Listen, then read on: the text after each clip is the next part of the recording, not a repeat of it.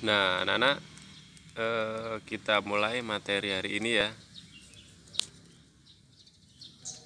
Kita hari ini akan mempelajari ilmu pengetahuan alam pada tema 1, subtema 2, pembelajaran yang pertama. Ya, untuk KD-nya tetap 3.1 membandingkan cara perkembangbiakan tumbuhan dan hewan. Nah, pada pertemuan sebelumnya yang kita bahas adalah perkembangbiakan tumbuhan. Sekarang kita akan mempelajari tentang perkembangbiakan hewan. Apakah itu perkembangbiakan hewan? Setiap hewan memiliki kemampuan berkembang biak dengan tujuan untuk melestarikan jenisnya ya. Hewan berkembang biak dengan 3 cara. Yang pertama ovipar, yang kedua vivipar, dan yang ketiga ovovivipar. Nah, Pak, itu bahasanya kok aneh ya? Kenapa tidak dengan cara bertelur, beranak, dan bertelur, beranak saja ya? Kita kenali bahasa yang rumit dulu, nanti kalian akan terbiasa ya. Jadi nanti kalau ada pertanyaan tentang apakah itu ovipar, vivipar, dan ovovivipar, kalian tidak aneh dan langsung paham apakah itu maksudnya ya. Kita mulai dari ovipar. Ovipar adalah salah satu cara perkembangbiakan hewan dengan cara bertelur ya, yang pada umumnya mempunyai ciri-ciri telurnya dierami sampai menetas. Ovipar adalah jenis reproduksi yang mengakibatkan telur yang dikeluarkan berkembang dan menetas di luar badan induknya. Artinya hewan tersebut bertelur. Nah, telurnya yang berada dalam tubuh induknya keluar dari induknya berupa telur. Lanjut dirami ya.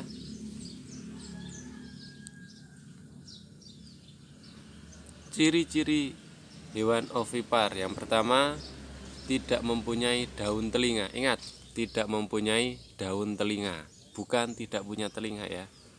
Yang kedua, tidak mempunyai kelenjar susu, artinya hewan tersebut tidak akan menyusui. Dan yang ketiga adalah tidak menyusui anaknya karena memang tidak mempunyai kelenjar susu. Lanjut, contoh hewan ovipar ini adalah contoh hewan yang berkembang biak dengan cara bertelur, yaitu semua bangsa burung atau unggas, sebagian bangsa reptil, sebagian bangsa serangga, sebagian bangsa ikan, dan sebagian bangsa hewan amfibi. Nah, ya, contoh hewan ovipar ini pastilah sangat banyak sekali ya. Nah, ini adalah contoh hewan ovipar dari bangsa burung. Yang pertama ayam, yang kedua bebek, yang ketiga angsa, yang keempat mentok atau itik, yang kelima adalah burung. Nah, burung ini kan macamnya banyak ya, mulai dari burung merpati, burung deruk, burung puter, burung perkutut, jalak, segala macam jalak, terus ciblek ataupun juga perenjak, burung kutilang, semua burung elang, burung cucak rawa, kepodang ini termasuk jenis jalak, burung hantu, perenjak ini tadi burung beo, manyar, burung gereja, burung prit, burung koci atau jalak koci. Ini semua jenis burung masuk ke dalam hewan ovipar ya. Berarti mereka itu bertelur dan telurnya dierami, dan masa pengeramannya pun setiap hewan berbeda-beda. Ada yang 14 hari, ada yang 21 hari ya. Contoh hewan ovipar dari bangsa reptil. Pak, reptil itu apa? Reptil itu adalah binatang melata ya. Adalah sebuah kelompok hewan vertebrata yang berdarah dingin dan memiliki sisik yang menutupi tubuhnya. Binatang melata ya tadi ya. Contohnya cecak ataupun cicak atau cecek. Yang kedua tokek atau teko ataupun tekek. Yang ketiga cecak terbang, cekibar ataupun celeret. Yang keempat buaya, boyo, bajul. Yang kelima biawak, menyawak, bayawak, atau biasa kalian kenal nyambi. Itu adalah contoh hewan reptil yang termasuk hewan ovipar. Contoh hewan ovipar dari bangsa serangga.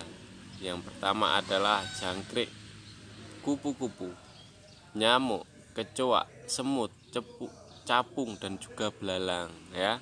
Bangsa serangga ini mempunyai 3 bagian tubuh sama ya, kepala, terus badan sama ekor ini ya. Dan rata-rata bangsa serangga ini kecil ya. Lanjut, contoh hewan ovipar dari bangsa ikan ya. Ikan mujair, ikan gurame, ikan lele, ini termasuk hewan ovipar ya. Terus bagaimana Pak ini? Ikan kok bertelur, terus telurnya diraminya di mana ya? Kalau gurame, lele itu nanti kita lihat di peternakan ya. Di situ ada seperti jerami yang warna hitam itu ya. Itu digunakan untuk menempelkan telurnya. Ikan bertelur di daerah situ ya, nanti akan menempel dan beberapa waktu akan menetas. Lanjut, contoh hewan ovipar dari bangsa amfibi yaitu kata ya.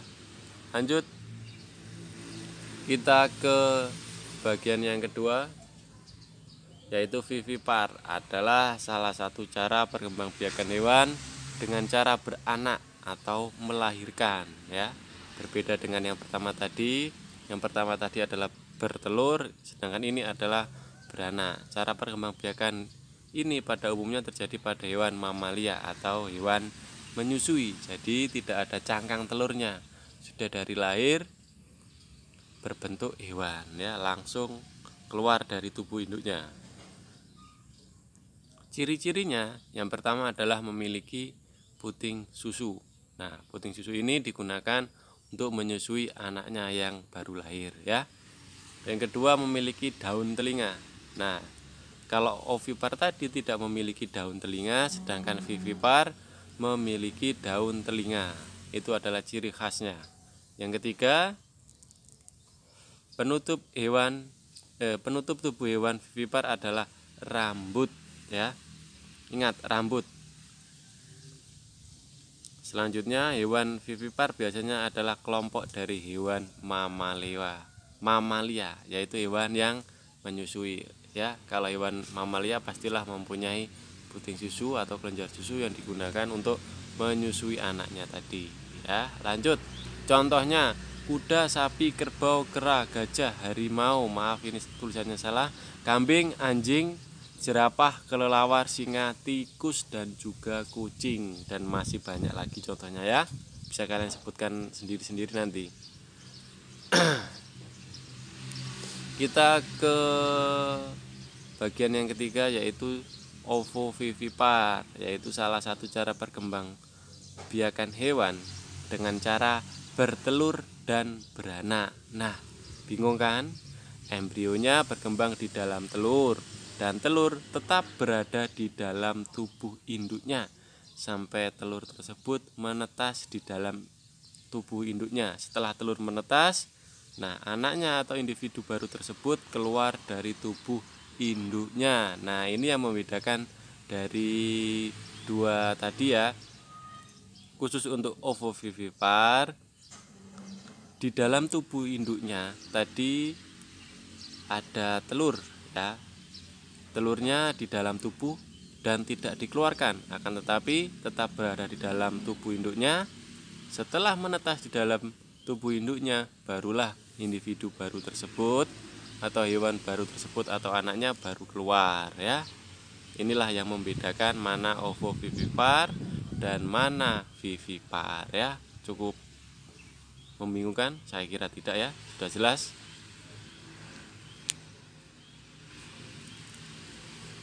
Nah, ciri-cirinya pada embrionya yang berkembang biak dan tumbuh di dalam telur. Kemudian setelah cukup umur, telur tersebut akan menetas. Anak hewan keluar dari tubuh induknya. Cadangan makanan yang diperoleh embrio berasal dari dalam telur tersebut, jadi bukan dari tubuh induknya ya. Hewannya ini jarang kita temui. Nah, ini contoh hewan ovovivipar. Yang pertama ular ya.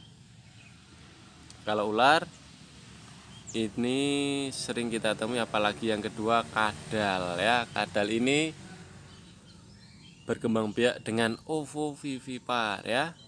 Jadi terlihatnya seperti beranak, akan tetapi dia adalah hewan yang bertelur dan beranak. Ikan hiu dan juga ikan pari atau ikan peh. Nah, terakhir adalah tugas. Di situ ada dua lingkaran, lingkaran merah dan juga lingkaran biru. Dan ada sebagian lingkaran merah, sebagian lingkaran biru yang bertemu. Ya, pada lingkaran merah kalian sebutkan contoh hewan yang beranak, dan yang biru kalian sebutkan contoh hewan yang bertelur ya. Mudah kan? Dan yang di tengah sebutkan contoh hewan yang beranak dan bertelur. Jadi kalian harus menyebutkan hewan vivipar, ovipar, vivipar dan juga ovovivipar. Berapa Pak hewan yang harus disebutkan? Kalian sebutkan setahu kalian ya. Setelah saya jelaskan tadi, kalian catat, kalian tulis pada tugasnya ini ya. Kalian kerjakan ya pada buku tugas kalian, dan kalian kerjakan itu, kalian tulis hewan yang kalian pernah temui saja ya. Jangan melihat atau mencari dari Google ya. Di sekitar kalian sudah banyak contoh hewan ya yang kalian temui, misalnya kambing, sapi itu pasti ada, ataupun burung ya. Cari yang mudah-mudah saja, jangan cari yang tidak pernah kalian temui atau sulit kalian temui ya. Nah, kata mutiara hari ini adalah jadilah seperti air putih. Tidak mewah, tapi sangat berarti ya. Air putih ini bisa kita temui dimanapun, walaupun tidak begitu mewah, tapi manfaatnya sangat banyak ya. Sangat banyak. Kita mempunyai kita artikan seperti ini, walaupun kita tidak begitu mewah, akan tetapi kita berguna bagi semua orang ya. Sekian materi dari saya. Terima kasih.